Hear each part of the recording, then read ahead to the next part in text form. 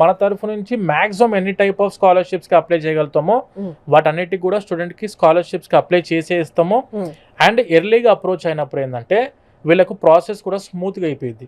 Education loan కైనా, application పెట్టేటప్పుడైనా, లేదంటే scholarships టైంలోనైనా, visa processing టైంలో కూడా. అప్పుడు మనం ఏంటంటే స్టూడెంట్ ప్రొఫైల్ ని కరెక్ట్ గా ఎవాల్యుయేట్ చేసి ఎలివేట్ చేస్తాం సబ్జెక్ట్ ని. అంటే స్టూడెంట్ లైఫ్ ఎలాంటిది, ఇతను ఈ కోర్స్కి ఎందుకు వెళ్దాం అనుకుంటున్నాడు, ఈ యూనివర్సిటీకి ఎందుకు వెళ్దాం అనుకుంటున్నాడు, ఈ కంట్రీకి ఎందుకు ఇతను చదువుకుందాం అనుకుంటున్నాడు అని చెప్పి మనం కరెక్ట్ గా స్టడీ చేసి ఆఫీస్ లోనే మనకు ఇంటర్నేషనల్ స్టాఫ్ ఉన్నారు, దాంతోపాటు మన ఎక్స్పర్ట్ టీమ్ మెంబర్స్ ఉన్నారు.